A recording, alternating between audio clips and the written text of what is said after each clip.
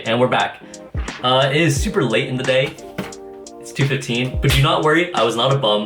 I actually woke up super early today, like I said I would yesterday's vlog, and I realized that a big proponent of that is having curtains or not having curtains. When I have curtains on, they're blackout curtains. They will make me wake up at like 12 or 1, but when I do not have curtains on, I wake up at like 8 or 7. So I think it's always better to wake up a little earlier and get some stuff done rather than stay up super late. So I'll start making these vlogs way earlier. Just for context, all I did this morning basically was get a coffee, talk to my roommates, and go to the gym. You didn't really miss much. I didn't even shoot at the gym today because I wanted to take a kind of a break day from it. But I'll flash the stats of my gym progress here. Boom.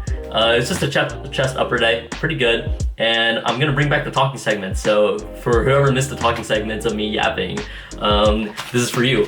So what are we gonna be talking about today? We're gonna be talking about Momento Mori. So what does Memento Mori mean? Memento Mori means remember you must die. And I got the idea of this and why I want to talk about this from these two books I'm reading. So I have one with me right now. It's On Earth We're Briefly Gorgeous by Ocean Vuong. Great book so far. I'm like about halfway through, a little over half and everything. And my friend Camilla gave me that, and it's by Ocean Vuong, who's very famous. He's a Vietnamese author. She told me that this book would make me cry and make me feel some sort of way and would help me through my breakup somehow. It definitely did make me tear up a little bit at the beginning part when he was talking about his mom and everything, but that'll be a different topic of discussion. Memento Mori came from this book called Tuesday with Moris, which is a book that my friend Lauren gave me for Christmas that she said that she thought that I could gain a lot of like life things from. She just said that I'm the type of person to enjoy that book, and I'll be honest, she is very correct. I think about 75% of the way done with that book, and I loved it so much. The entire time I'm reading it, I'm just like, damn. So we'll talk a little bit more about Memento Mori and about what it means and my opinion of it and what I've kind of learned and abstracted from that book. So yeah, look forward to that. But right now we're gonna go to Target and get some supplies. So a quick little Target run, I guess. Okay, change of plans, shooting this in the car. We went to Costco instead. I just finished up at Costco, picked up some random stuff and had lunch at the food court. I didn't bring the camera inside Costco. I'm sorry I'm not filming much. I didn't shoot any B-roll or just like any montage clips really today. But Costco was good, just picked up the random stuff. I'll flash an image of what I got, boom, and I'll flash an image of what I ate at the food court, boom. I love a hot dog. I tell you, hot dogs are fucking great. That's a great food. I don't care if it's so processed and I'm gonna get cancer. I love hot dogs. Hot dogs are fucking awesome. So I think I could eat a hot dog every day, I'm not gonna lie. But we're gonna head back home now and we'll talk more about Memento Mori and we'll probably finish off this video. So yeah.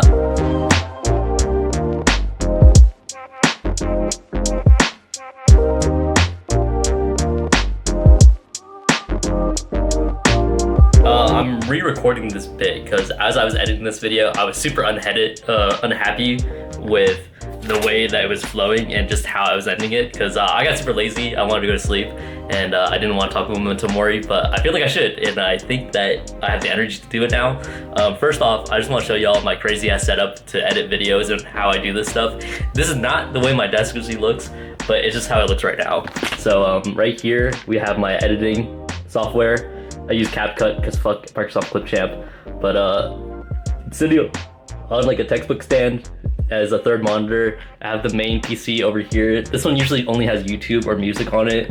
This one usually has a game or just something I'm watching, blah, blah, blah, blah. But for editing right now, I have a double mic setup, boom. I have double headphone setup with Apple earbuds and my actual headphones for listening to music. And then I'm also eating a chicken bake right now. So I'm eating a chicken bake from Costco that I saved earlier. So let's talk about Memento Mori.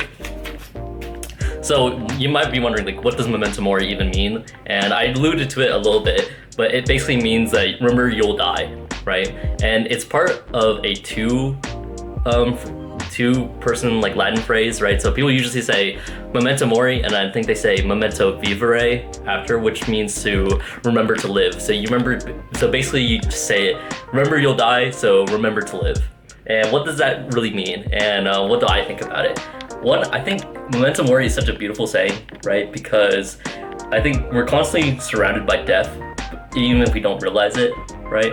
I think it's very easy for us to realize or to forget sometimes that we're on the earth for a very short span of time, right? And that's something that the book Tuesday with Mori talks about, and On Earth We're Briefly Beautiful by Ocean Vuong talks about, right? We're on earth for a very brief amount of time, right? And how do we choose to derive meaning in our life, right? And how do we choose to respond to hardships, and how do we choose to respond to just the daily happenings of life? Because life is super up and down. Some days you'll have the greatest day of your life, and then some days you'll have the absolute worst day of your life. So how do we choose to respond? And I think Memento Mori is a great thing to remember sometimes when you're having those bad days or you don't want to do the work, right? Remember, like, you're on this earth for a limited amount of time. You're gonna die, right? You'll eventually be nothing and wasted away. So what do you want to do with it? How do you want to respond to it? And it's not necessarily like that whole mortality side of it, where you think of it like, oh, I'm gonna die tomorrow, so I have to do something, right? I think we always have the choice to do something, but I think I use it as motivation to spur me to do something, right? And I think a big regret I had was not doing things sooner and not living my life how I wanted to live my life. So let's talk about the second part, Memento Vivere. I think remember to live, right? What does living look like to people, and what does living kind of seem like to people, right? I think one thing that I did for a long time was that I wasn't really living my life. I was just kind of following my life and living with the expectations of what people placed upon me. And this will be the super introspective part of the vlog where you get to see a lens into the real me, right? But I've always wanted to do content and vlog and do all this stuff, but I was a super capable student. I was able to do a lot of classwork really easily and really efficiently, and I was able to tutor other people and teach other people in a really efficient manner that made them understand. So a saying that I got all the time, especially from my mentors and my peers and my parents and my family and my friends, was that, oh, Brandon, you're so smart, or you know, you have such a good head on your shoulders, you'll be fine no matter what you do. I can see you just being successful in whatever. It doesn't matter what you do, you'll find some sort of success in it, right?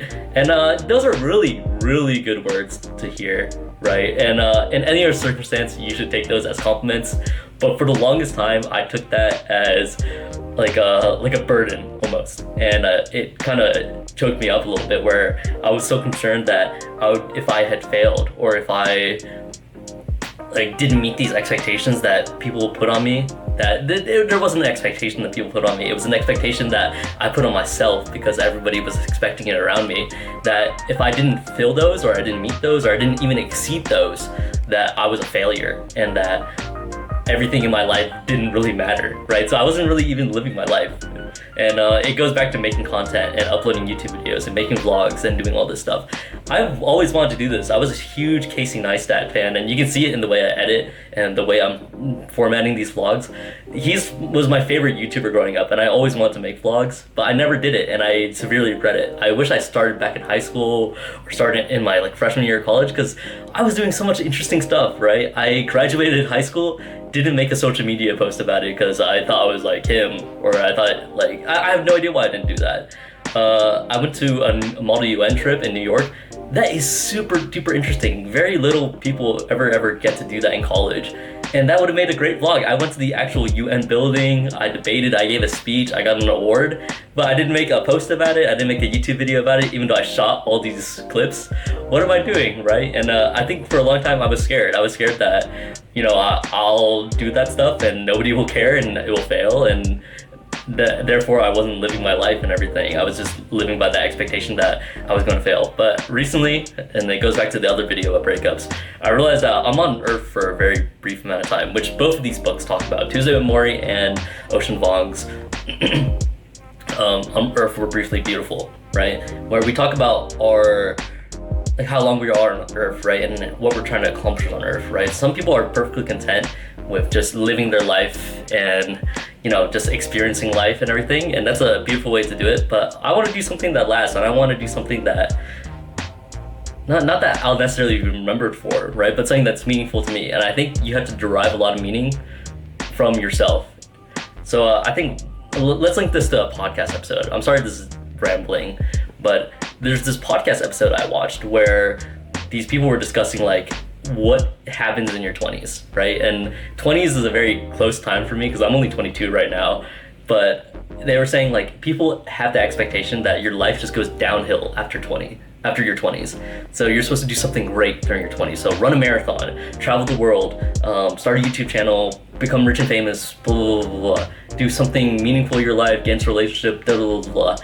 And they're like, if you didn't do that in your 20s, a lot of people view it as you failed, right? Because that's your physical peak, that's when you have the most energy, that's when you have the most opportunity to do stuff, and you're so young and it's so cool, blah, blah, blah, blah. But then as they were discussing, they're like, what's stopping you from doing it when you're 30, when you're 40, when you're 50, when you're 60, when you're 70, right? There's obviously the physical limitation, but there's really no limitation on it, right? People go into med school at 35 and, honestly, sometimes that's like the thing, right? Where, sometimes when you rush into something, rush into your life and you rush into scenarios, you forget to live your life. And I think that's what I kind of did, where I didn't let myself like have that full college experience because I wanted to rush through college and just be done and get over it and start my adult life. But I really enjoy college. I really miss it nowadays that I'm graduated, where I wish I could just go to class. I wish I could just, spend late nights in the library. I wish I could get into horrible situations and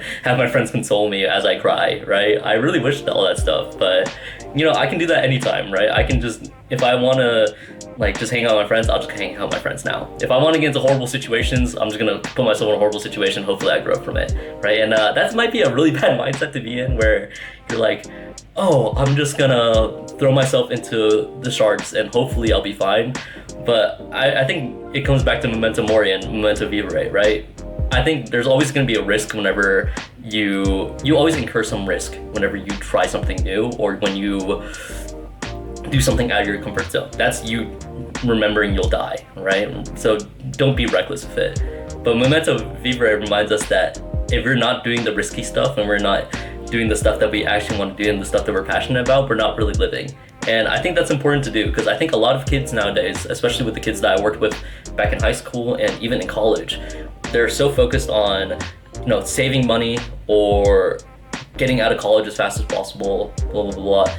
But we're only our late teens, early 20s, right? So we still have a lot of life to live and we need to live that life or else I think we'll regret it forever. So I'll end this vlog here with me rambling. It was almost a 10-minute ramble. I'm sorry, this video is gonna be super long now, but I'll end it with a few words. Memento Mori and Memento Vivere, right? And if you haven't read Tuesday with Mori's, I highly recommend you go read that book because it will explain this entire concept way better than how I explained it. And basically, just a quick little synopsis of it. This professor gets diagnosed with this terminally ill disease, and he basically spends the rest of his life, his short life, reconnecting with old people, and it's told from the lens of his older student, where his old student finds out that, oh, my professor from 15 years ago is dying and he was somebody so impactful in my life. Why haven't I kept in touch? And it goes on a beautiful journey where this professor basically runs one final lecture series where he basically tells everybody at the start of the semester, hey, I'm gonna die and you'll probably not have me by the end of the year. But I think it's really important for you young people to see what death looks like and how death can change you and just to get some experience with death. And basically it just documents how he's dying and everything. And it sounds morbid, but it's actually really, really beautiful. So go read that book. And yeah, I'll just end the vlog here, I guess. So remember, you'll die, so remember to live. So find out what you're living for and find out how you're gonna live your life, because I think that's the most important thing we can do as humans. Okay, I'll see you guys in the next vlog.